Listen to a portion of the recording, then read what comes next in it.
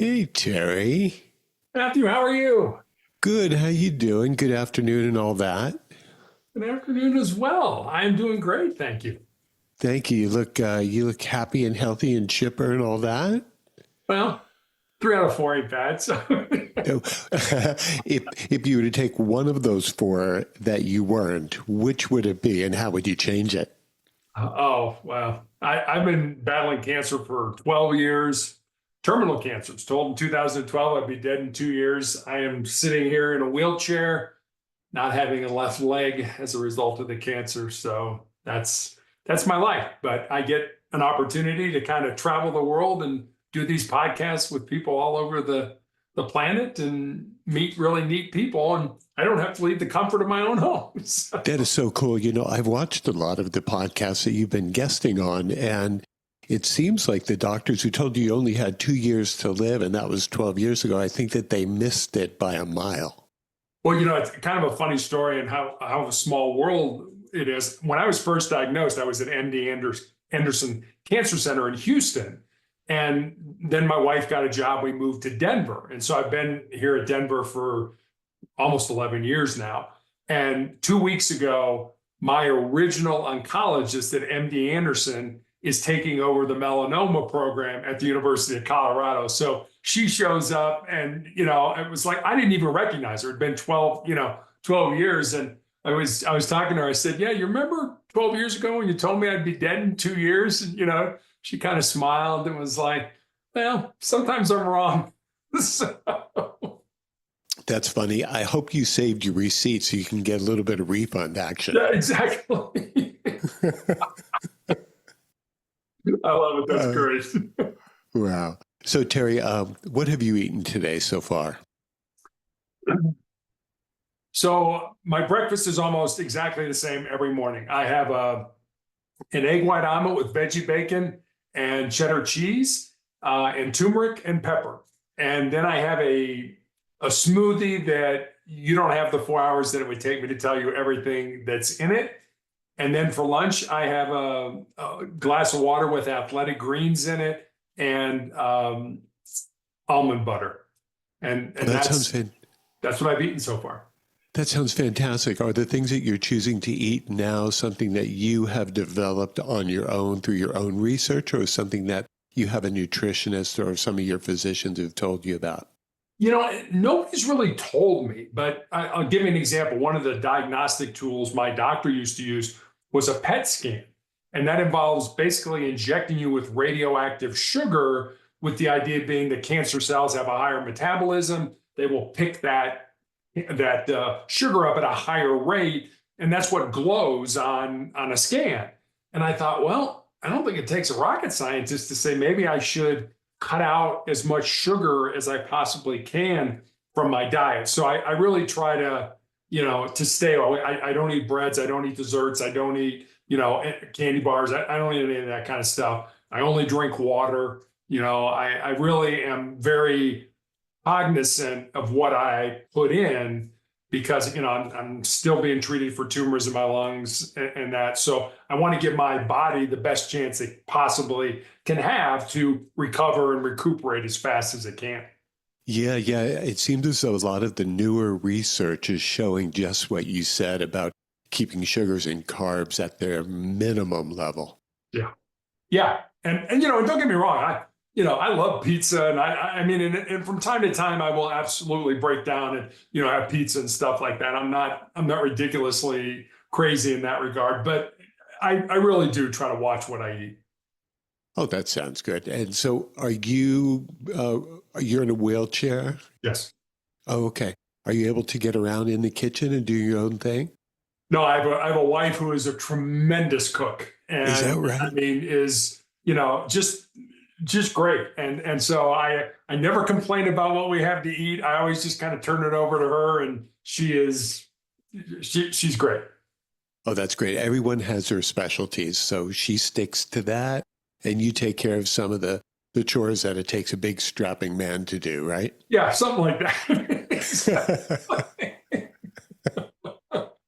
I want you to tell our audience, through your encouraging voice, maybe share some fun or memorable moments that you've had since the diagnosis versus prior to the diagnosis. And we're talking 12 years now. Yeah, I think I mean, I've had a lot of great things happen to me, through cancer and things like that. And most of it involves the people that had the opportunity to interact with. But I think one of the proudest moments of my life, my wife and I have one child, a daughter, and back in middle school, she was diagnosed with ADHD, an anxiety disorder, an attention disorder, all these kind of learning challenges. And she was able to overcome them. Granted, we gave her an opportunity to work with a learning specialist and things like that throughout her life. But probably one of the greatest days of my wife's life and my life was a day in May 2019 when she walked across the stage at Falcon Stadium at the Air Force Academy. And I may tear up if I tell you the story, and received her diploma and became a second lieutenant in the United States Air Force and shook hands with the President of the United States wearing the same white gloves that I had worn when I graduated from a military college back in 1982. It was a tremendous, I mean, my wife and I get all kinds of kudos, great job. Like, hey, she did all the heavy lifting. We just were there for support and things like that. But a tremendous opportunity for her that she took and ran with. And she's now a captain in the Space Force, the new branch of the military. Oh, is that right? And what does the Space Force do?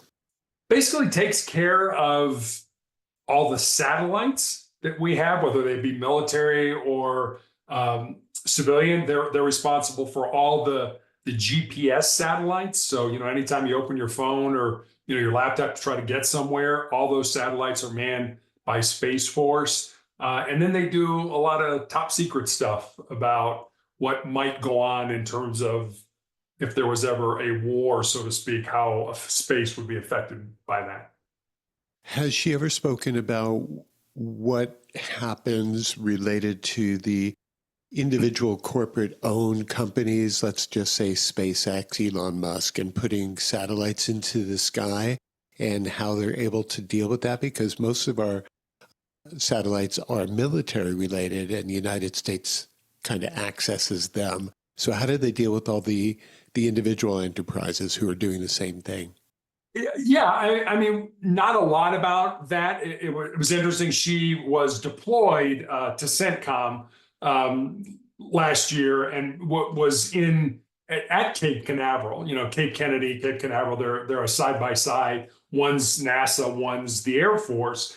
And she sent us a picture of this long cylinder black. It looks like a huge cigar that was being wheeled down the road. And I texted her, I'm like, what is that? She's like, that's the SpaceX rocket after it lands and all the soot and everything that goes up the side of the rocket. It's being wheeled back to be cleaned up so that it can be reused and things like that. And so, there's obviously a tremendous partnership between the military, the government side, and the private sector side. She doesn't really she's not at a high enough grade at this point in time where she really gets involved in that. But that's one of the challenges that Space Force is having, just like, the Air Force is having with pilots.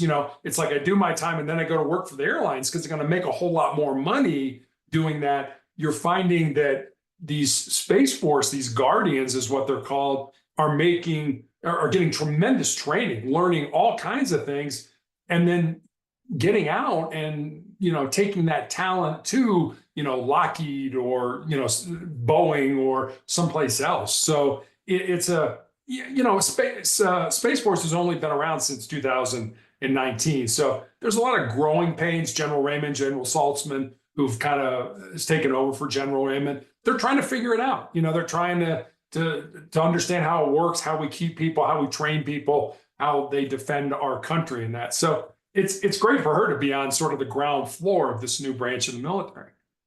What kind of future goals do you think she has related to the Space Force, because it is so brand new? I don't know. She's married to a classmate of hers who's a pilot in the Air Force. So you've got these sort of two branches of the military that are trying to put them both in a place. And he flies a very unique plane. He's part of the Air Force Special Operations Command. He flies a U-28. It's an unarmed, basically surveillance aircraft.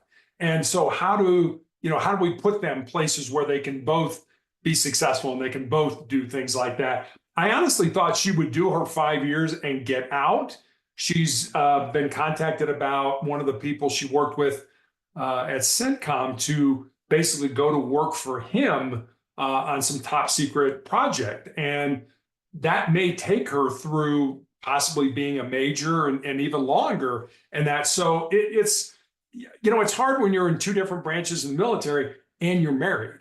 And you've got to figure out how both your careers are going to evolve, develop, and figure that out. I could certainly see her staying in, but I could also see her getting out and maybe doing a consulting, gig with, leadership capacity or something like that. So I don't know. I mean, it's kind of fun to watch her and say, hey, the world's your oyster.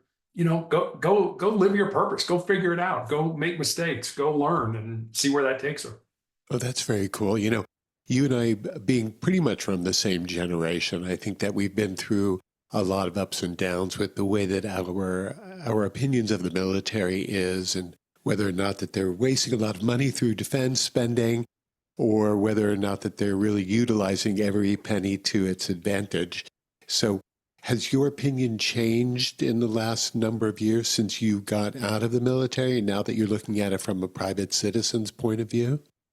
Yeah. It's funny for me because when Space Force was approved, Congress was like, we're not giving you any more money, we're not giving you any more people. So it's really, we're going to have to figure this out on a limited budget with limited personnel. And I think it's amazing what General Raymond and General Saltzman have done to try to, okay, we need to have the best coverage and we need to be as proactive as we can to defend our country, to be good guardians for our country. Yet at the same time, we don't have this unlimited budget where we can spend, $500 for a hammer or, $2,800 for a toilet seat or something like Right. that you and I, have heard throughout our lives of how the military has misused those funds. So I'm actually kind of excited to see what Space Force is doing with a very tight budget to be able to protect our country.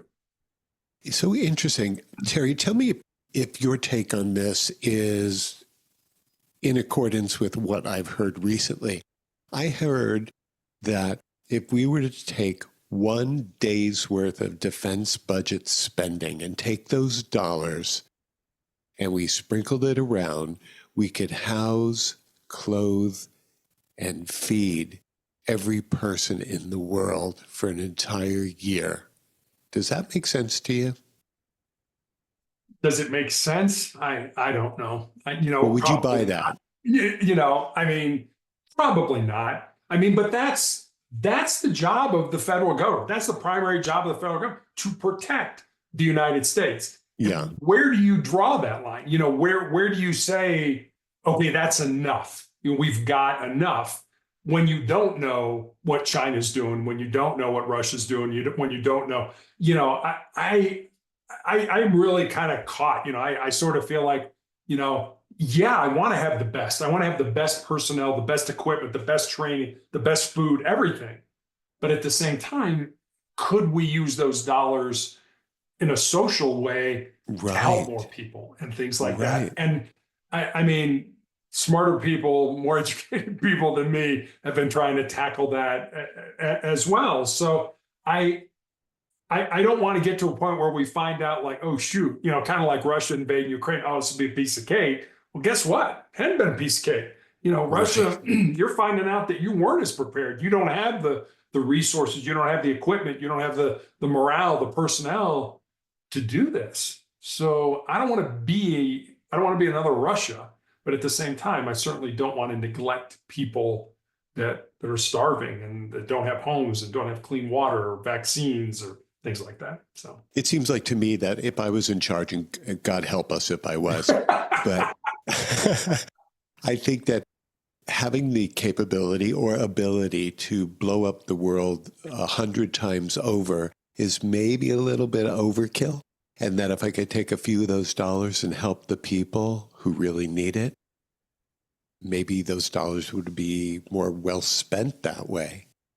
Yeah, I mean, you're absolutely right. I mean, maybe they would be, and you're right. I mean, if it got to that point, it's like, really, are we just gonna wipe each other out? I mean, I can't. I mean, sort of that detente, feeling of, well, you know what, we've got to at least keep pace with each other.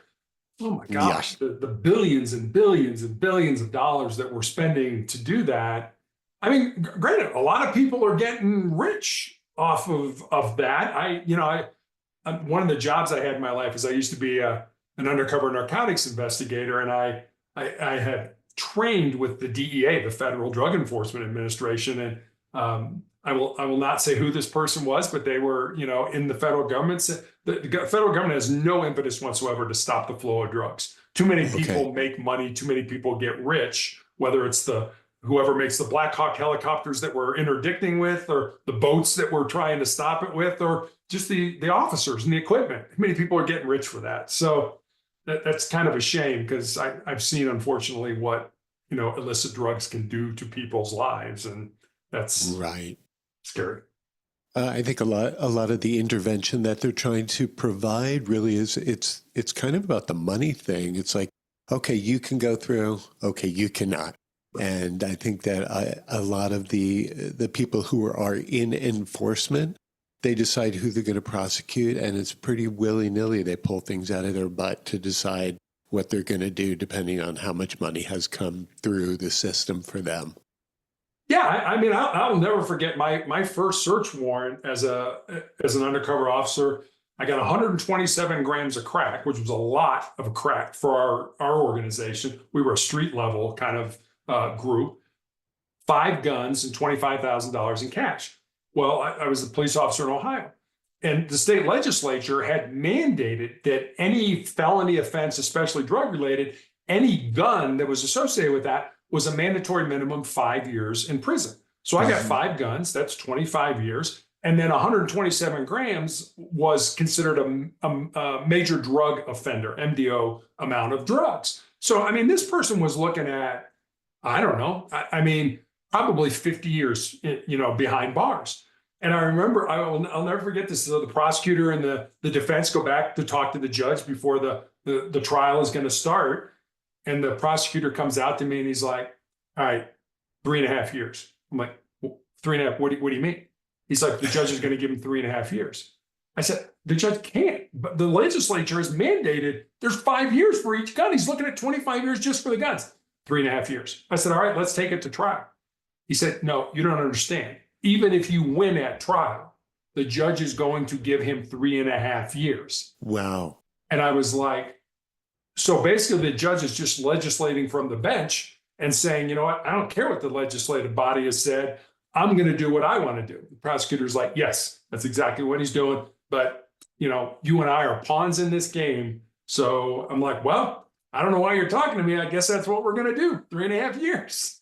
Isn't it so? It's so quirky that there's that much latitude for them to be able to do that, even though, like you said, it's mandated that they have to give or hand out a certain sentence based on such and such. But we're seeing it to this very day about the Supreme Court and all the stuff that's going on with them, never mind all the lower courts throughout the world. I mean, we still have, I believe, the best system in the world. I honestly believe that. I mean, America, I still think, is the greatest country in the world. You can still be, I think, whatever you want to be if you work hard, and try things and things. Are things perfect? Absolutely not. Could we make them better? Absolutely. But I also think that's got to be, I've never thought that the founding fathers thought that politician would be a job description. It was, right, you were a farmer, or, you were a blacksmith or a silversmith or whatever. And then you came for a limited amount of time, 2 years, 4 years, whatever. And you gave your expertise, you gave your knowledge to the betterment of the society that you were. And then you went back to being whatever you were. I mean, people that are in, politicians for 20 and 30 and 40 and 50 years, I think is ridiculous. I just never thought that was what the founding fathers thought politics would end up being. Right. I think that the whole term limits discussion or conversation they should just finally settle it and say, yes, 2 years max, do your thing. Yeah. Yeah. Get somebody else in, new blood. I mean, everybody complained about Biden and Trump. I said the same thing. We're the United States of America. This is the best we can put out there. Are you kidding me? Right. I mean, we need young blood, whether we agree with each other or not. That's okay. Let's have new ideas. Let's look at the world from a different angle with all the technology, with all the things that are going on. Let's see where we can take this country. And I think some of that, I think, is also the problem, that you're not working for the people who elected you. You're working for yourself. You're trying to get as rich as you can, as powerful as you can. And I think that's where there's the disconnect. People are like, politics, these people don't care about us. They care about them. Scary. Exactly. Even two old white guys like us could agree on that. A few moments ago, you mentioned about believing that we are the best nation in the world. Where have you traveled? What interesting places have you traveled to?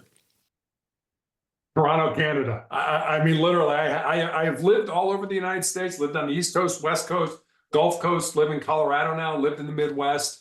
I mean, but in terms of being outside of our country, my brother's married to a woman whose family lives in Canada. And so that's as far as I've traveled. And, like I said, being in a wheelchair, having cancer and having one leg, and I'm 6'8" tall. So traveling was never easy for me, even when I, had all my faculties. Right. Having the opportunity to be on podcasts with people from, India and New Zealand and the UK and, Mexico and stuff has just been a way to travel without actually having to leave my house. Yeah, I think that nowadays maybe travel is a bit overrated, especially when you hear about these countries and major cities around the world putting their thumbs down to tourism and things being so crowded and expensive. It's maybe much easier to do this, speak to somebody in a foreign land, an exotic place, or turn on YouTube and take a walk around London. Yeah. Yeah, I agree. And that's the beauty of the internet. When you and I were growing up, there was no internet. There was no computers. There were no cell phones. We were lucky if, the channel changer was usually you as a little kid. Hey, get up and to channel 9. It's like, yes, Dad. Okay. Kind of thing. Exactly. But now, we have all the knowledge in the world, all the beauty in the world, everything at our fingertips, just by the devices that we have in our homes.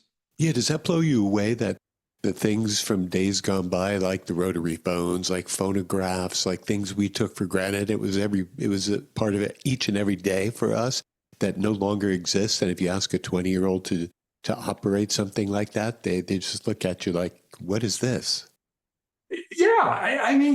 Life was simpler, but it was, and I'm sure every generation's, our life, our generation was the best. It was the best time growing up and things like that. And, I was listening, I was on your YouTube channel before we jumped on here and, was listening to what you've done in terms of, touring with the Eagles and Fleetwood Mac and things.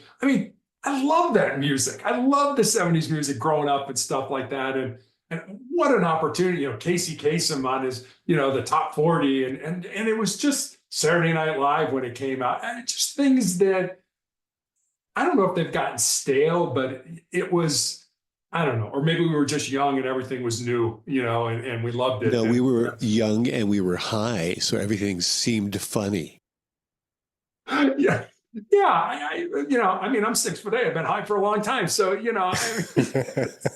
but yeah. A different high, I think. I agree. I was trying to make a joke on it, but yeah, it was a great time. I loved growing up, in the 60s, 70s, 80s, and that kind of thing. But I look back on our daughter who's, in her 20s, and it's like, what must you be thinking now? The possibilities of where, when you get to be our age, what's going to be out there? Nanotechnology, and we're going to put this little thing in your body. It's going to cure you of whatever you have, whatever is out there that's to come. I'm excited for her and what's going to happen. She sounds like a real smarty pants, and I really dig that because being a person of her age, her tender age, to be able to be in a high position like that is wonderful because a lot of people at her age have become life coaches in the last few years. And I just think that's so crazy to have all these 20-somethings out there running around telling you and telling me what we should do with our lives and how we should spend our money and, things like that. It just doesn't seem to make sense. It doesn't. It doesn't make sense. I mean, life coach means you have some life to draw from and things like that. And I mean, I'm sure there are 20-year-old people that have had a heck of a life that could probably teach you and I a few things. But yeah, I don't quite get that. I mean, I spent some time in the private sector and that, and being told that, hey, you need to go see a coach was almost well, that means I've got one foot out the door. I mean, companies used to use coaches as, what, you're not doing very good here. You need different skills or whatever it is. We're going to send you to a coach. That was like code for you better put your resume together because that was never a good thing. And now today, and I listen to podcasts and read and things like that, where, I mean, there are a lot of interesting people out there that I think would be good coaches. But, I look at my daughter, I mean, you go to the Air Force Academy, you go to any of the military academies and things like that. I remember her saying, you know what, I want to do the hard stuff early. I want to go through the difficult times early. Not that I'm not going to have difficult times throughout my life. Sure. But so many people want to avoid that. I don't want to do anything hard. I don't want to do anything difficult. And she did. And I think she's bearing the fruits of that difficulty now in her 20s and that. And you look at the military, and that's another thing. So much of the military is run by young people, whether they're airmen or guardians or soldiers or Marines or sailors, whatever it is, they're young people involved in billion-dollar projects using billion-dollar equipment. And you think, you hear about the young people and all the goofy things they do, but then you look at those people and you think, you know what? Maybe the world's not such a bad place. These people really kind of have their act together and are doing hard things under hard conditions to make sure you and I sleep well at night.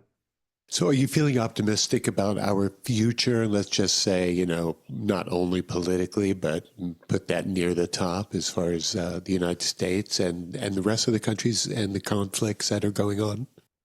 Yeah, I don't think we can not be optimistic. I mean, there are a lot of good, decent, smart people in the world. And I think a lot of times we look at the news and, you got the right, goofs on the right, you've got the goofs on the left, and it's the far right and the far left. And I think most people are in the middle.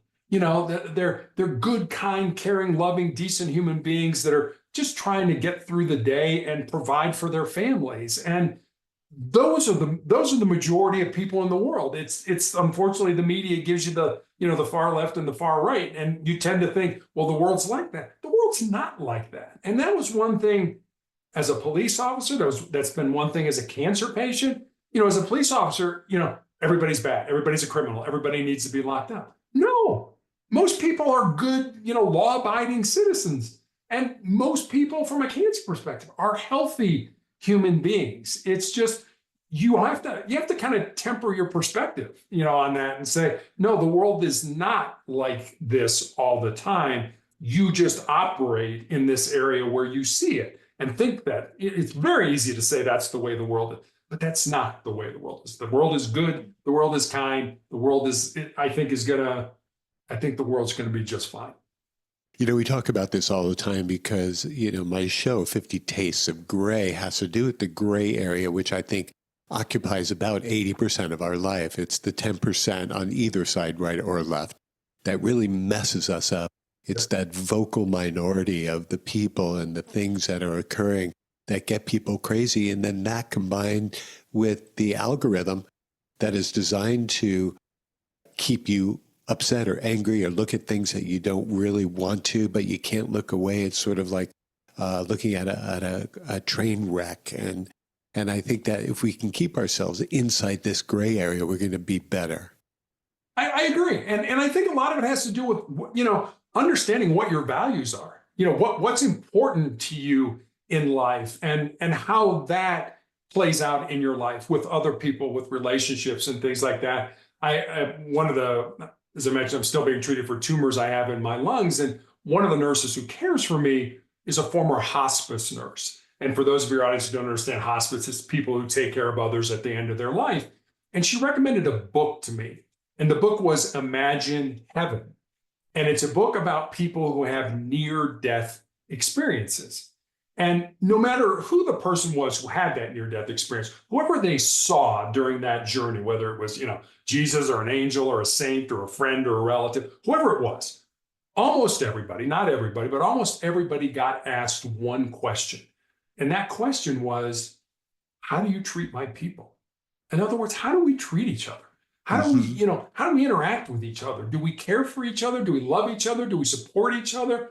Or are we yelling and screaming at each other? And, when you and I are yelling and screaming at each other, neither one of us can hear what the other person is saying. And I think that it's an important message. It's, 100 years from now, Matthew, nobody's going to remember you and I were here. But what I want to be remembered for are the connections, the relationships that I had with other human beings while I was here. Certain people like you and I really respect social skills and so on. And you learn that by being social and growing up in a social environment where there is a lot of love.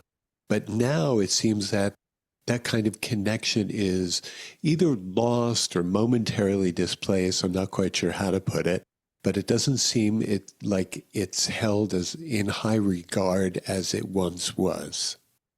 Yeah, we don't go deep with each other anymore. I was listening to a podcast. There's a professor of psychology at the University of Chicago who does this experiment with his students, but he says, I also do it with myself. He said, I will go out and I will get on a bus. And he said, I will try in 3 questions to start a deep conversation with another human being. Like, hey, how you doing? Okay, I'm good. How are you? 1 question. What do you do for a living? Oh, I'm just making this up. Oh, I'm a doctor. Oh, really? 2 questions. 3rd question. Have you always wanted to be a doctor?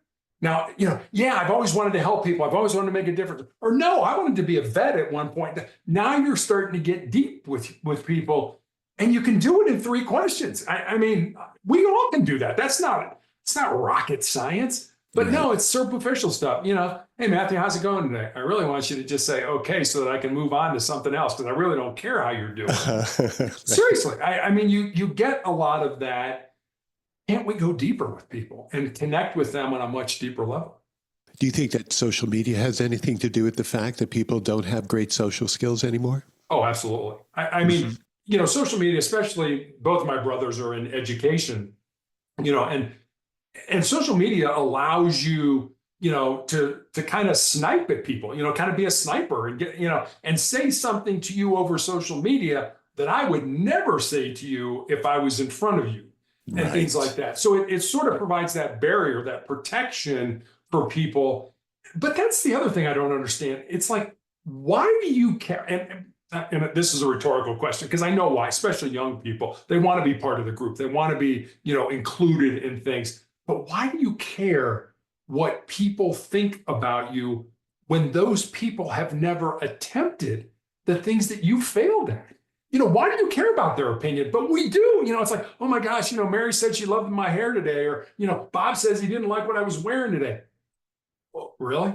That's what you're upset about? That's what your judgment is about? There's a book called Do Hard Things. It's written by a man by the name of Steve Magnus. And Magnus used to be the head track and field coach at the University of Minnesota.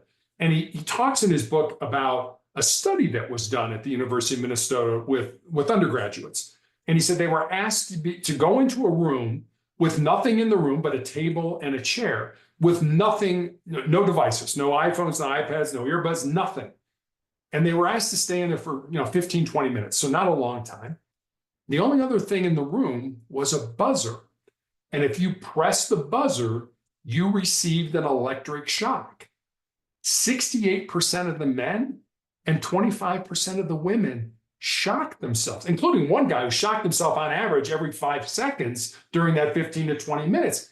And the conclusion of that study was we're not comfortable in our own skin. We're not comfortable with our own thoughts. Now, I don't think that applies to me, but ever since reading that, I'm like, you know what? I'm going to take 10 minutes every day and just sit quietly, not pray, not meditate, but just sit quietly and let my thoughts go wherever they want to go. Whatever we want to think about, whatever comes into the mind, that's fine.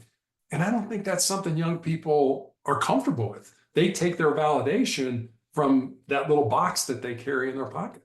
Oh, yeah, we got all the information at the end of our arms, always connected to us. And unfortunately, in the last 30 years, parents have given kids devices to act as the babysitter and the primary caretaker when they should have been doing that work. Oh, yeah. Yeah. I mean, I was on a podcast this morning and we were talking about what I learned from my parents. And I learned the value of family, of loving each other, of caring for each other, of supporting each other. And I remember, after I graduated from college, my father was dying of cancer. So I was living at home and my youngest brother was in high school. And I remember saying to my dad one night, I had a job. I was making money and all that kind of stuff. I said to my dad, I'm not going to my brother's basketball game and I'm going to go work out. My dad was like, no, you're not. I'm like, whoa, wait a minute. I'm a man. I've got my own job. And I said, no, Dad, I'm going to go work out. My dad said, no, you're not. You're going to your brother's game. Your brother is in high school. He knows that I'm dying. He needs you there for his support. And my dad was 100% right. I was just being a jerk, trying to sort of flex my muscles and say, I can be my own man. Well, being your own man, you have to understand what's important in life. You have to understand your values. And family has always been incredibly important. My parents taught us the value of family. And so I think my brothers and I have passed that on to our families, to our sibling or our offspring as well. And it's something that I'm very passionate about. My brothers are both in education. I was in law enforcement. I think we model, service of helping other people. You're not going to get rich, being a high school principal or being a police officer. It's more about what you can do to help people, not about the money you've got. Yeah, there's no greater calling than service and taking care of people, is there? No, I mean, I certainly understand that from 12 years of fighting cancer. I mean, I would not be here if it hadn't been for, my family, the nurses, the doctors, the therapists that have taken care of me. I need those people. And that's been hard for me. I'm not I think I'm okay. I'm macho. I'm one of those guys. I don't need anybody. Cancer certainly taught me I need a lot of people. Oh, yeah. Have you found that most of your family and close friends and so on have kind of gathered round and given you the love that you really needed and wanted your entire life prior to the cancer?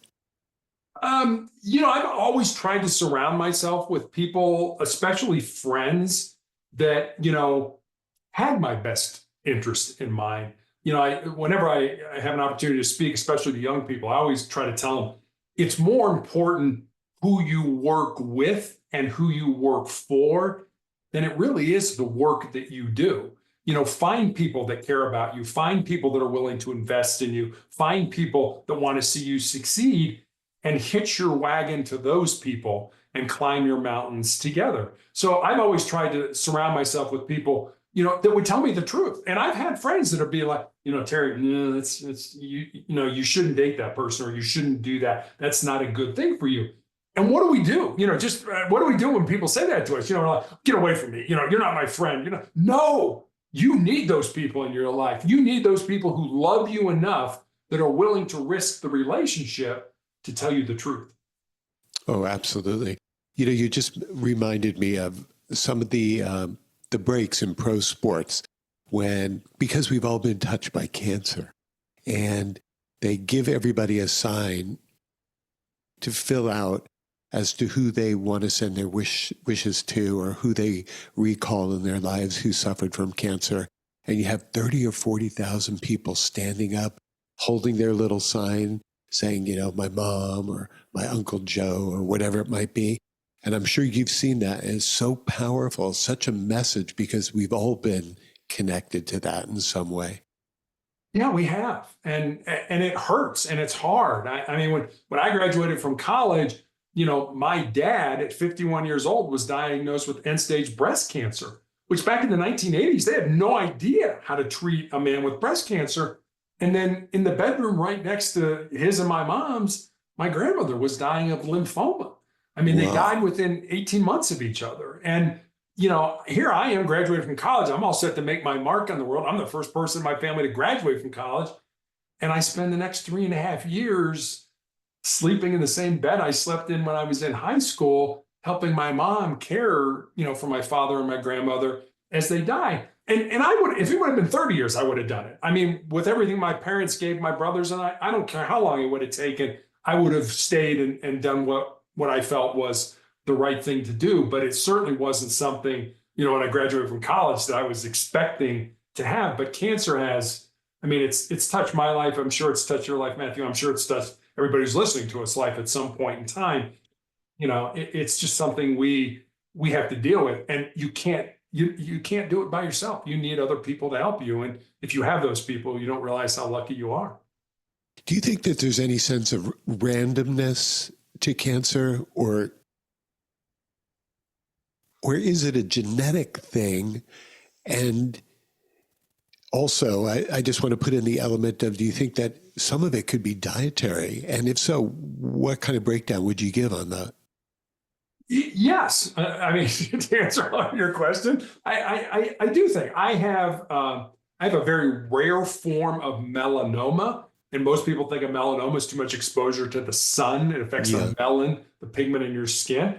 I have a rare form that has nothing to do with sun exposure. It appears on the bottom of the feet and the palms of the hands. And I have had all 88 genes tested that doctors either know of or suspect cause every form of cancer that we know about. And I have no mutations in any of my genes, which sort of begs the question, then why did I get this incredibly rare form of cancer? Nobody's been able to answer that question. And it's not a question I spend a lot of time on just because of that. But I absolutely think our diet, our quick service, I need it quick. You look at the chemicals that are in those things, the processed oils and things like that, they can't be good for us. I mean, they can't be. And at some point in time, if you're not good to your body's going to break down. Now, don't get me wrong. I think your body can take a tremendous amount of damage and continue to still move forward. But at some point in time, I just think you say, whether it's environmental, the air that we're breathing, when tanning beds, remember when there's a tanning bed on every corner and every strip shopping center, come in, get tanned. Well, I'm old enough, I don't know about you, but I'm old enough that, when you had acne as a kid and you went to the dermatologist, they put you under one of those lamps. They put you under that, not realizing that was horrible for you, that could potentially lead to problems down the road. But that's the science we had, back when I was a teenager. That's not the science we have now and things like that. So, I mean, sometimes we're our own worst enemy, but I think it's important, if you want to live a long, good, healthy life, garbage in, garbage out, good stuff in, good stuff out. Just be careful what you put in your body. Be a consumer, understand what's going inside your body. Well, consumers aren't educated enough because of, all the big pharma, big food, big medicine that's out there. But really the question that was in my mind was, did your diet change extremely to one side when you were diagnosed? Were you a completely different eater? Are you a completely different eater now than you were then? I'm certainly more cautious, excuse me, than I was back then. I mean, I was a meat and potatoes guy, grew up in the Midwest kind of thing. And, that's what we ate. I didn't like vegetables as a kid and stuff like that, fruits, get those out of here. Now I'm much more fruits and vegetable oriented, less starch, less carbs, less sugar, meat. I do eat lean meat, grass-fed meat, something that's not filled with antibiotics and hormones and things like that. So I have changed in that regard because it makes me feel better. I mean, I can honestly say, when I'm eating, fast food and stuff like that, I don't feel good. And I need to feel good. The drugs, the cancer makes me feel bad as it is. So I need to try to help my body as much as I possibly can. And, Like I don't drink alcohol. I don't drink soda. I don't drink any. I mean, I drink water and I drink my smoothies, which are homemade. And, I know what goes into them, and a lot of organic fruits and vegetables and nuts and things like that. So I'm absolutely more cognizant of my diet now that I have cancer. Yeah, it seems like one would have to be understanding of what they're putting in and trying to stay away from the ultra high processed foods. Even if they sound good, they're probably not. Yeah, they taste great, but Yeah. probably not good for you. Right. Speaking of food for a moment, if you were to describe your life's journey as one particular dish, what would that be? Yeah, I mean, when you asked me that question, the first thing that came to my mind was there's this pizza parlor in Chicago called Vito and Nick's. It's been around forever. My father, as a kid, was there and ate there. It's still around, still at 83rd and Pulaski. They have the best pizza I've ever had in my life. And what came to my mind was a Nick and Vito's large sausage pizza. So, Oh man, that sounds so good. Okay, so your personal taste at Rick and Beato's, is it a crispy crust? Is it a deep dish? Is it a fluffy, chewy? It's a cracker Can you crust. describe it? Cracker crust. Yeah, so kind of thin. It's just, I mean, just thinking about it, my mouth is watering. I mean, they cut it in squares, small little squares, so you can just, pick a square up and put it in your mouth and that kind of thing. And there's toppings all the way to the edge. Every time you pick up a piece, and my dad knew Nick was the son, Vito was the father when they started the business. My dad knew Nick because it started in the neighborhood, and it has moved since then. And the dad was like, you know what? It's basically, we're not delivering. If people want it, they can come here. They serve it on paper plates and napkins, and that's all they serve. They don't serve, stromboli or spaghetti or meatball. It's like, this is the pizza, that's it. Kind of a limited menu, but oh my gosh, Matthew, it is. Okay, I'm No gonna have to frills. order it. I don't know if they can get it here from Chicago, but it's. Oh, they can. You They just probably have can. to, Yes. your daughter's probably the one to ask. Her and her Space Force could probably get you a pizza in no time flat. Yeah, beam me up, Scotty. Right, beam me that pizza. Terry, I'm really interested in linguistics, language, the way that people are able to communicate. And so I know, reading your bio, that you were a SWAT negotiator back in the day. Were you put through a lot of different kinds of courses, such as neuro-linguistic programming and arbitration and negotiation and mediation and things like that to become a negotiator for the hostages? How did that work? No, not to that extent. We did train with the FBI's hostage negotiation team. We had a psychologist who worked with our team. And the way we trained is we would do scenarios. We would kind of practice with each other and things like that. And I'll give you kind of a funny story. It's a true story. When I first got on the team, my very first training was very simple. Hostage taker behind a locked door. Matthew, I spent like 80% of the time talking to the hostage. And afterwards they were like, you do realize that we're trying to get the hostage taker to let the hostage go. And I'm like, yeah, I know I kind of messed up and I've got a lot to learn. But the psychologist was really he would be like, did you ever think that person might be schizophrenic and off their medication? Or, he would give us, did you ever think of this? Did you ever think of that? And there were so many examples of hostage situations in the newspaper. We would just pull from those and do scenarios and then talk about it. What did you think about that? Why did you say that? What would you have done in that situation? And things like that. And the interesting thing when I first came on the team, they gave us a formula of how human beings, not just police, but how human beings communicate with each other. And the formula was 7-38-55. So 7% of how we communicate a message are the words that we use. So think about how many times you said, oh, I wish I hadn't have said that, or I wish I would have used different words. That's only 7%. 38% is the tone of voice that we use with those words. And then 55% of how we communicate a message is our body language and our facial expressions. So understanding that, realizing that as negotiators, if somebody was barricaded in a room with a gun, I was not in the room with them. I was many times blocks away or talking to them on the phone. So I didn't have the luxury of that 55%. I didn't have the luxury of, saying, hey, Matthew, XYZ, and seeing you kind of roll your eyes like, oh, what an idiot. I can't believe he said that to me. So we had to get good at figuring things out, certainly based on what people were saying, but also what they weren't saying and how they were saying it. Yeah, it's a very interesting field of communication. And could you explain if you had a metric to define or describe your success as a negotiator? Yeah, about 90% of the time, we were successful at getting the person out. Where it didn't end well is usually, a homicide suspect that knew he was caught. A place was surrounded by the police. You're not going anywhere. You're not going to get away from this, and knew that I'm going to spend the rest of my life in prison.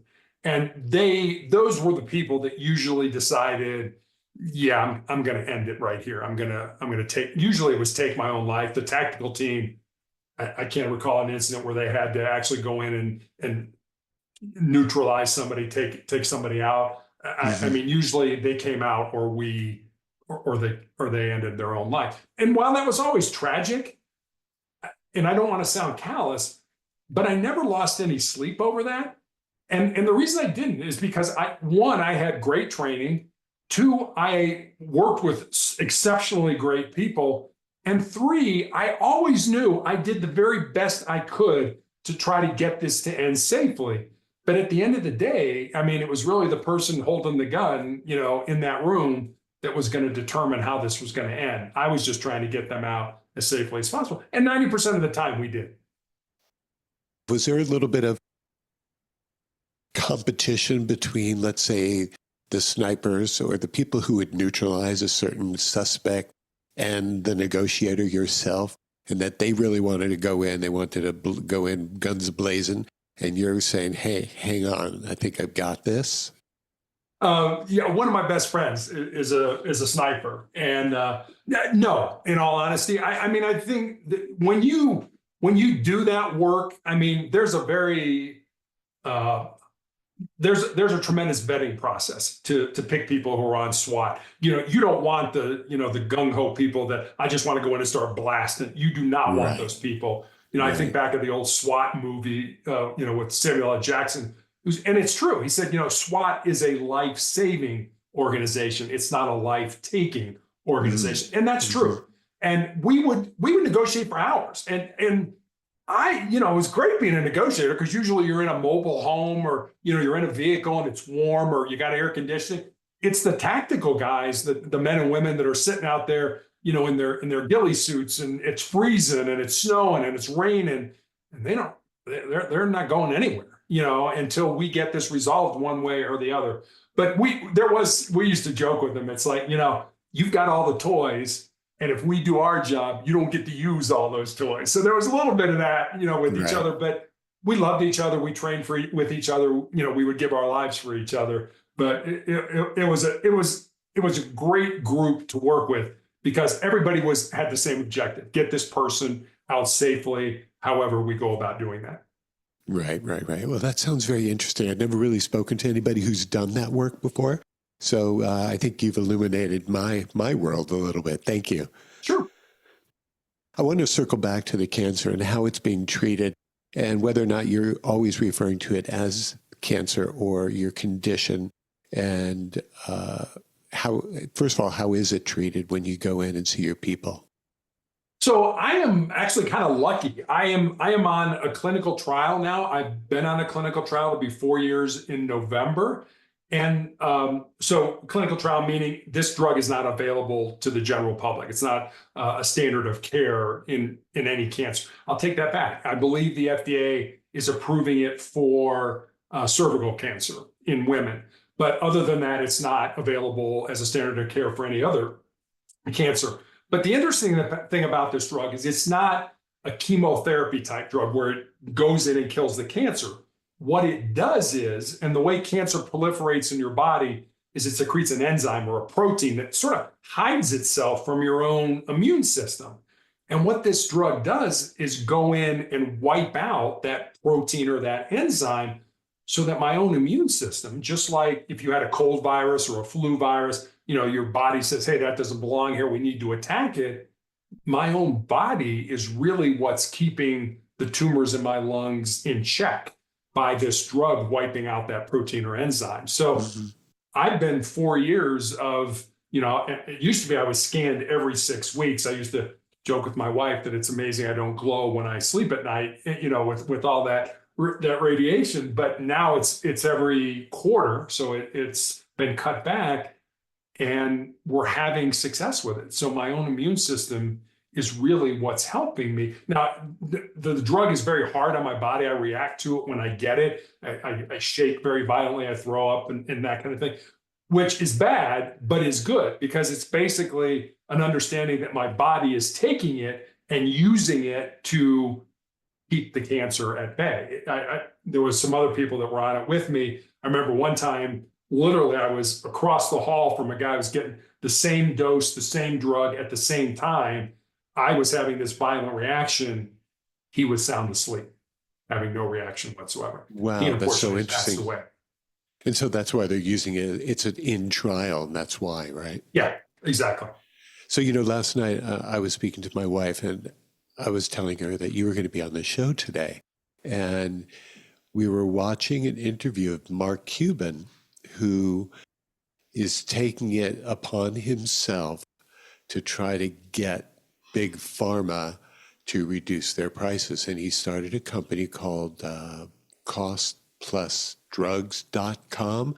And so he's cutting out the middlemen, and he's allowing people who need medications and drugs, instead of having to spend $30,000 or $60,000 a year on their meds, they might spend a couple of thousand. And I think that was just like such an amazing thing that he's done. Are you aware of his work and what he's doing right now? I am. I'm not real aware of it, but I am aware that he is trying to kind of make these life-saving drugs financially viable to people. Because some people, they're wrestling with, well, I could live or I could bankrupt myself and my family and things like that. And that's what a horrible, you have cancer, you're in a bad situation to begin with, and now you've got to, oh, by the way, you're probably going to bankrupt your family. What a terrible place to put another human being in that. So, yeah, I am incredibly fortunate. We have insurance through my wife's employer and things like that. We have a high deductible. We put so much money, and once we meet that deductible, then everything else. And my God, between my infusions, with my clinical drug and my CAT scans and all that kind of stuff, it doesn't take long to reach that high deductible. But I can't imagine the tens or hundreds of thousands of dollars we would have to have out of pocket if we didn't have insurance. At the top of the show, we were talking about what maybe they could do with some of that defense budget money, that one day's worth. They could probably also help folks like you and folks who don't have insurance to be able to live happier, healthier lives. Yeah, medicine has evolved so much, in the years. Just, back in the 80s when my father, a man with breast cancer, we have no idea what to do for you. It was like, we're throwing stuff at the wall and seeing if it sticks. We have no idea. And just in my lifetime, how far they have come with different things. And even now I was talking to my oncologist a couple of weeks ago about how they're taking people's tumors and growing some kind of immune cell. I don't know if it's a T cell or some other kind of cell, billions of them. And it's not like a bone marrow transplant where you get somebody else's bone marrow, but then they're kind of wiping out your immune system, although not 100% wiping it out, and then giving you your own T cells back. And from what my oncologist is saying, it's about a 50-50 success rate. But if it works for you, you're cured. You're done. It's over. It's not like, well, this will last for a few years and then it'll come back. No, it's a cure. And that's a word that I've never heard in 12 years for me. I mean, I was always told that if nothing else, I mean, your disease is terminal.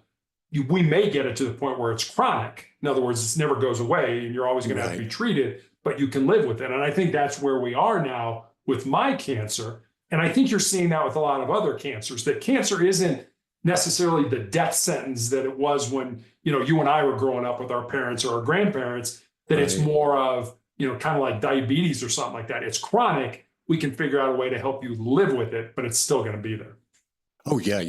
Diabetes too, especially, it's reversible. Yeah. It's the diabetes 1 that is something that is chronic and is manageable. Right. But yeah, it's just so wild. And now I was just thinking about AI at its best is going to be able to help medicine and science be able to come up with cures and things like that. Yeah. I mean, AI is one of those things. I've had people tell me, you should have your own podcast, and I've got this AI thing that'll help you with your podcast. Or, you know what, I've got an AI format that will help you write a book and stuff like that. And I've really it's like, no, if I'm going to write a book, I want it to come out of my brain, not, out of AI. If I'm going to have a podcast, I know what it takes to have a successful podcast. I know the work that goes into, editing and finding good guests and researching and things like that. I don't want AI, part of that. But then the other part of AI is just what you said. How can it help us live better lives, live more productive lives, live smarter lives, and things like that? I can see so many bad sides of AI, and I can also see so many good sides of AI. I hope we have enough intelligent people along the way that put guardrails out there that don't let this spill over and get out of control. Oh, yeah. AI at its best is like just the right pinch of salt or the spice to make your dish taste right, or a little bit of makeup to make your eyes pop, or whatever it might be. Yeah. All the negative stuff and the money grabs and the tech bros and the big corporation stuff, we have to kind of put on the back burner and hope that maybe the good stuff is going to make itself known real soon. I hope so. Yeah. Tell us about your book, Sustainable Excellence. Yeah, Sustainable Excellence. I, never wanted to write a book, never expected to write a book. There's kind of an old joke that says when we talk to God, it's called prayer. When God talks to us, it's called schizophrenia. So God never told me, to write a book. But I honestly believe what God did, and this has happened a few times in my life, where he has put people in my path and enough people to make the same suggestion that I think I'm smart enough now to like, okay, maybe I ought to pay attention to this. So Sustainable Excellence was really born out of two conversations I had. One was with a former player. I was a high school girls basketball coach when we lived in Texas. One of my players moved to the area in Colorado with her fiance, where my wife and I live, and the four of us had dinner one night. And I remember saying to her after dinner that I was excited now that she was living close and I could watch her find and live her purpose. And Matthew, she got real quiet for a while. And then she looked at me and she said, well, Coach, what do you think my purpose is? I said, I have absolutely no idea what your purpose is, but that's what your life should be about. Finding the reason or reasons you were put on the face of this earth. And there are those reason or reasons, using your unique gifts and talents and living that reason or reasons. So that was one conversation. And then I had a young man reach out to me on social media from college. And he said, what do you think are the most important things I need to learn or to understand, not to just be successful in my job or in business, but to be successful in life? And I didn't want to give him the, get up early, work hard, help out. I didn't want to sort of give him the cliches that we all know. And so I spent some time making some notes, and I kind of had these 10 thoughts, these 10 ideas, these 10 principles. And so I sent them to him. And then I stepped back and I was like, well, I got a life story that fits underneath that principle, or I know somebody whose life emulates this principle. So literally during the 4 to 5 month period where I was healing after I had my leg amputated, I sat down at the computer every day and I built stories, and they're real stories about real people underneath each of the 10 principles. And that's how Sustainable Excellence came to be. Wow. And so how is that selling? How is that connecting with people? What kind of reviews are you getting? I know nobody gets the kind of exchange and nice words from people as much as we want, but how is it being received in the marketplace? Yeah, I mean, I listen to so many podcasts where everybody's a best-selling author. Yeah. I will be the not best-selling author. I am not a Same best-selling here. author. And I've probably given away more of the books than I've actually sold. But I learned early on, you don't write a book to make money. You don't write a book to get famous. You don't write a book to get on more stages. You write a book because it's something inside of you. And I remember reading an article that said there was a study done with just Americans, said that 83% of Americans feel they have a book inside them, a self-help book, a memoir, whatever it ends up being. And Matthew, less than 1% of those people will ever write that book. I didn't want to be one of those people who never did it. And so you realize when you write your first book, you realize how stupid you are, and you don't know anything about writing a book. And so I had two rules. I said, number one, I'm going to write a minimum of 1 page a day, Monday through Saturday. I'm going to take Sunday off, and then I will not edit anything until I feel I have a first draft of the book. So there were days I would sit down and I would write absolute garbage. It was like, this is horrible. This is terrible. But then the next day I might write something better, and like I said, a minimum of 1 page. There were days I wrote 10, 15, 20 pages. And then there were days I wrote 1 page. And, it was kind of, the old Bible verse about, the wheat and the chaff. It was like, well, let them grow together and then we'll go through it. And that's what the editing process was. It was like garbage, garbage, garbage. Oh, okay, I like this. Garbage, garbage. Okay, I like this. And that was literally how the book came to be. And now I'm writing a second book. And I was talking to a friend of mine who's an author, written a number of books. And I said, why is this so much harder? And she said, because you know what a good book is. When you wrote your first book, you had no idea what you were doing. So, Oh, yeah. Yeah, well, you suffered through the speed bumps of that first experience, and now you know how to kind of get around them, right? Exactly. But, the thing about engagement is really such an important factor. A lot of us, we start a post, a daily post on our site, or we write the book, or we make an entry onto Instagram or Pinterest or Facebook or whatever, and we just want people to respond, but engagement is way down. Do you think that's a post-COVID thing, or do you just think that's where we are as a society? I think that's post-COVID. I mean, we seem to think we like being by ourselves, and that it's like, really? I mean, because you look at the statistics in COVID, you look at divorce rates, drug abuse rates, alcohol rate, all those went up during COVID. We need each other. We need that Right. connection, like we were talking about earlier, and things like that. Nobody is successful, however you define that word, in a vacuum. There's always people helping you and moving you forward, or hopefully that there are those people. So it was, I feel, like I said, never wrote the book to make money, and I haven't made money on it. But there have been enough people that have reached out. I mean, if you go on Amazon, I've got almost 56 5-star reviews. That's there very were cool. honestly 2 women in Poland who read the book and rated it and gave me 3 stars because they didn't understand what I was talking about. I wrote about things in America that they're like, they didn't get it at all. But that's okay. Nothing's 100% in that. So I feel very fortunate that the people who have read it, it seems to have had an impact on their lives, and they've either let me know that by reaching out or leaving a review on Amazon. Well, that feels good, doesn't it? Sure. You were just talking about the things being lost in translation with the reference to the women who wrote the review from Poland, because the reason that came up is because my parents were on a trip to Europe many, many years ago, and they were in Poland, and it was cold that day. And my parents said something like, boy, it's seriously cold.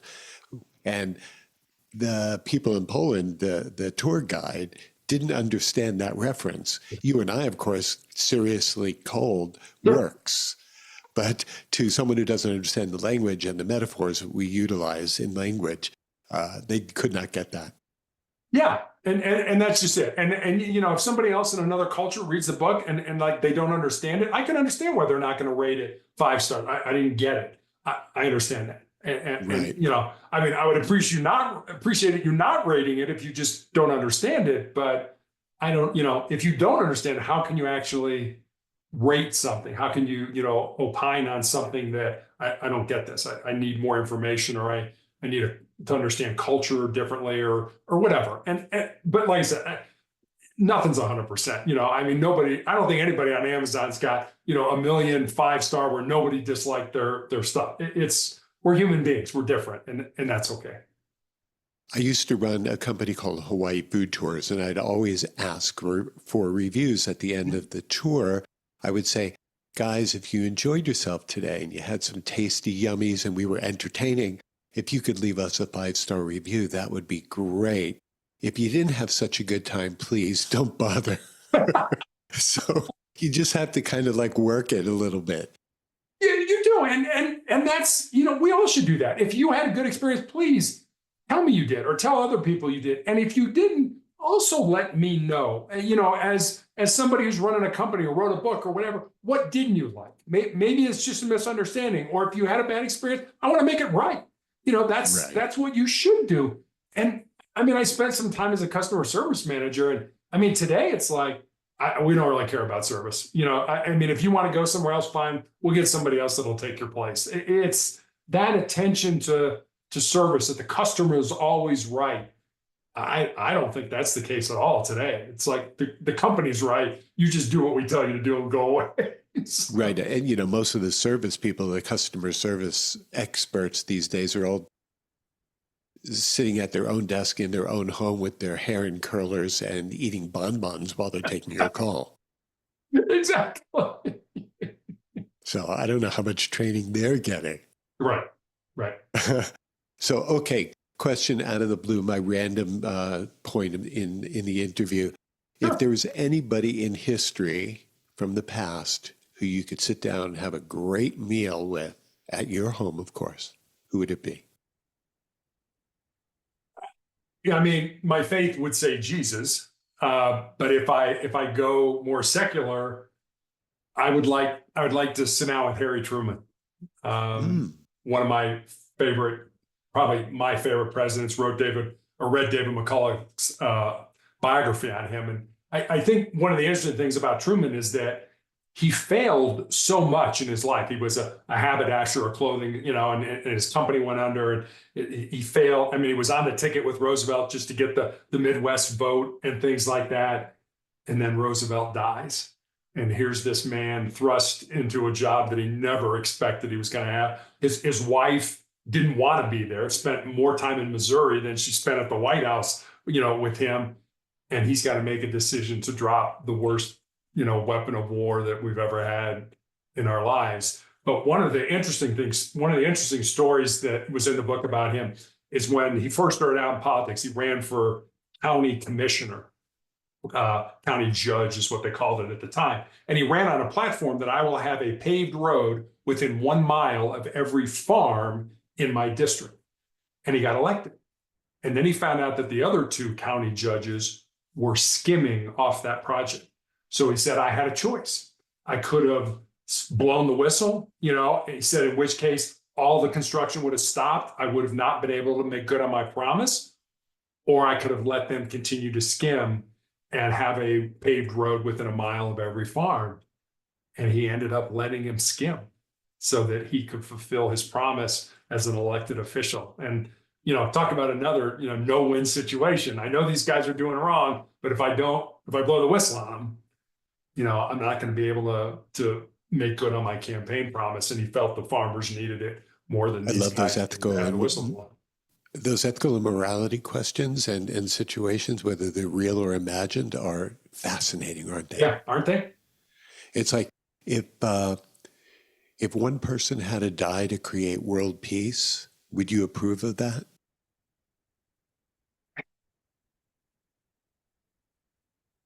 I would probably say no. Is that right? I mean, honestly, I mean, I think that I mean, life is so important. It's so precious. I mean, I've seen especially as a cop, I've seen the downside, people dying and horrible deaths and, going out for a gallon of milk. And now we've got to notify the family that they died in a car accident. You never think about that. Right. I mean, mom's going out for a gallon of milk. Well, mom's never coming home again, and how that Yeah. turns that family upside down.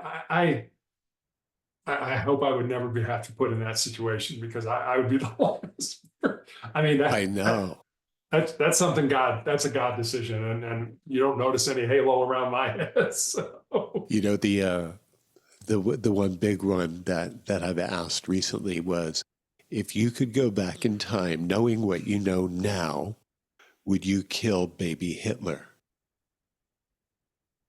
Mhm.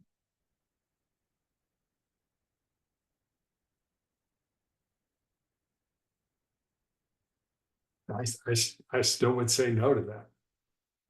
Uh, Yeah, tough stuff, right? yeah, This is way more difficult than the guys skimming to create country yeah, roads. right. Um, but it's big, man. And these things are, they're almost imponderable, aren't they?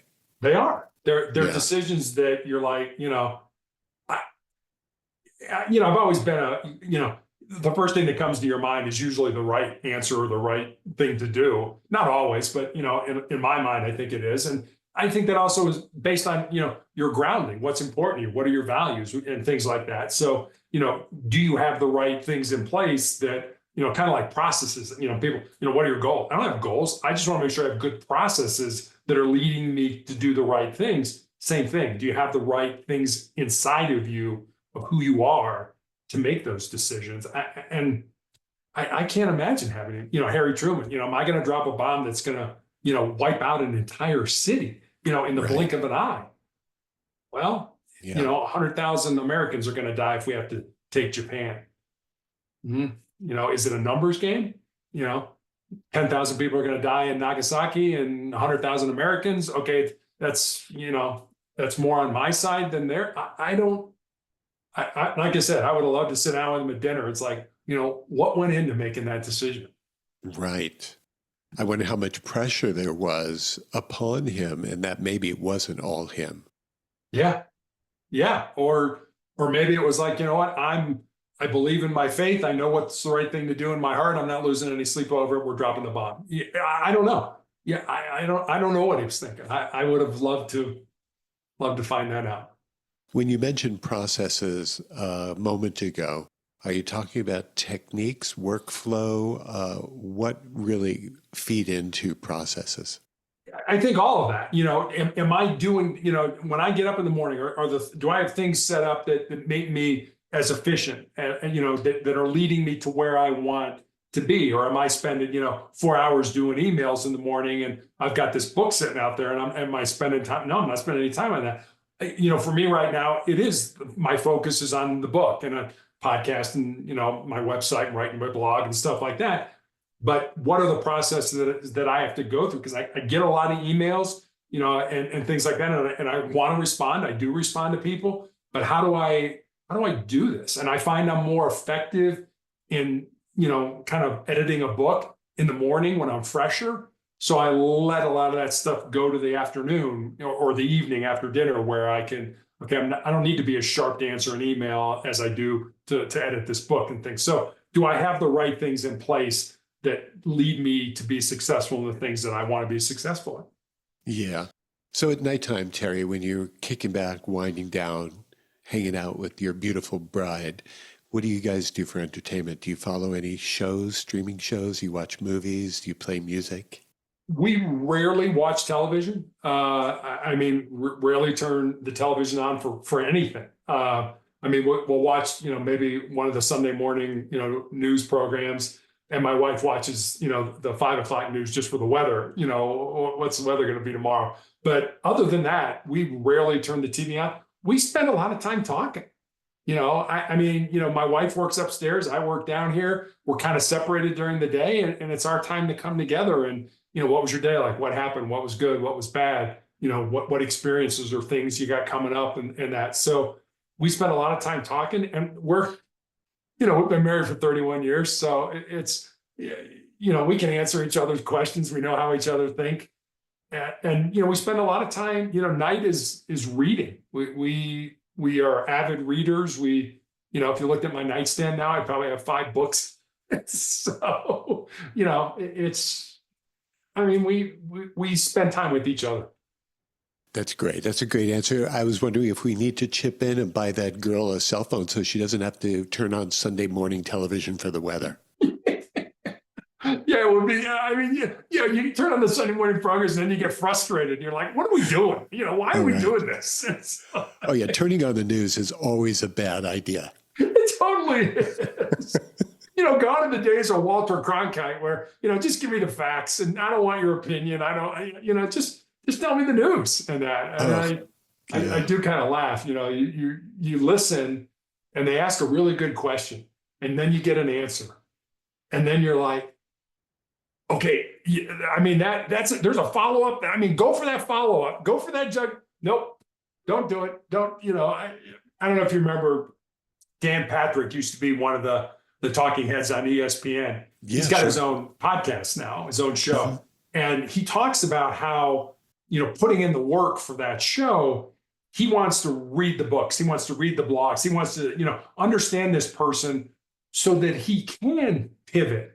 If they take a conversation in a different way, so that he can, ask that follow-up question and not let the person put up the wall, I'm going to give you the political answer, but the real answer is this. And I love listening to him talk about how he prepares so that he can really give good content to his audience. Yeah, he's still kind of old school in that way. Yeah.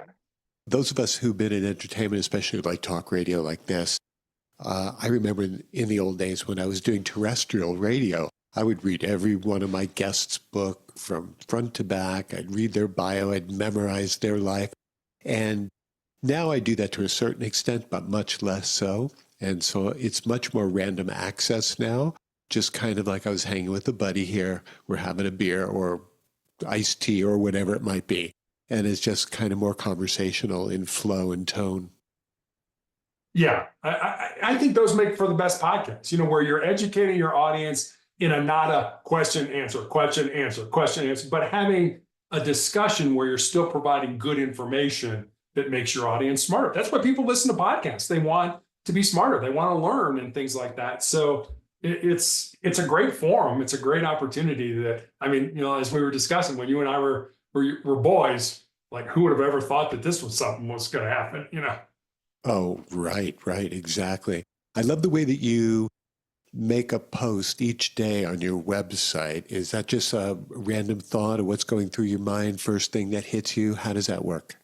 Yeah, ever since I was a little kid, I always had a pad of paper where I would write down quotes or I would write down poems or song lyrics or something that is like, that really impacted me. I like that. I like the, and I've had that my whole life. I've had that. I have a notebook here that I've kind of expanded it to, when I read a book and I find it, it's like, here's what I learned from this book. And I write stuff in it. I write poems in it. I write sayings. Just things, 6 things that make you a better human, whatever it ends up being, just to help me, kind of figure life out, to be honest with you. And that's, so I've always wanted, I've always wanted to learn. I've always wanted to do that. So those posts are, I have, 700 pages of quotes. And so I go through them, and as much as it is the quote, I try to put a question with it. Like maybe how you could apply that quote in your life, or maybe how this quote could impact you in your life. So as much as it is the quote, it's, I want the question to make, and sometimes they're real simple questions, but read the quote and then read the question and see maybe how you can think about that quote in your life. So fantastic. Terry, if people are interested in following up on you, your website, what's going on in your world, to get your book, to take a look at all that, how would they do that?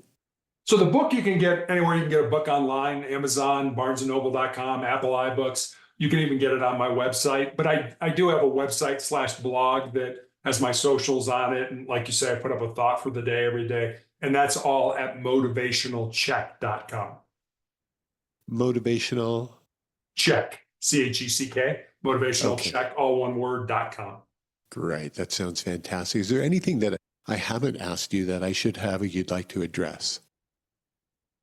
I guess let me leave you with this quote. I use this quote a lot, and it's from Ernest Hemingway from his book Farewell to Arms, which is a semi-autobiographical book about his time as an ambulance driver in the Italian army during World War I. And there's a quote in it that I absolutely love, and the quote goes like this: "Life breaks everyone, and afterward, many are stronger at the broken places." And I love that. And I know that's true in my life, where you know you're going to lose somebody, you're going to unexpectedly get let go from your job, you're going to find out you have a chronic or a terminal illness. Life is going to break you. But if you can keep going, if you can keep moving forward, if you can put one foot in front of the other, when you heal, when you get through that, just like when you break your arm and they put it in a cast, when it heals at that break, it'll be stronger than the rest of that bone that is still there. So I think it's a great metaphor for life that I just like sharing with people. It is a great metaphor. And, you're doing such a great job. Inspirational information like this is great. And it's great to get out. And I'm glad that you're working the circuit. I see you everywhere now. Yeah, I mean, like I said, never started out wanting to do podcasts. And now I'm probably approaching 700 podcasts that I've done with people all over the world and have yet to have a bad experience. It's been a great opportunity for me to meet people and, just try to get the word out, get the message out. Fantastic. Thank you so much. I hope you had a nice time today. I loved it, Matthew. It was great talking. You're a very thoughtful individual, and I appreciate the questions and the discussion. Well, I hope to see you one day soon. I'll whip up a lovely meal for you and your lady, and I would love that. We'll go from there. What part of Colorado are you in? We're just outside of Denver in Lakewood. Great. Oh, that sounds fantastic. Thanks for coming on to 50 Tastes of Great, Terry. I really appreciate it. Thank you. Take care. You too. Bye-bye. Bye-bye.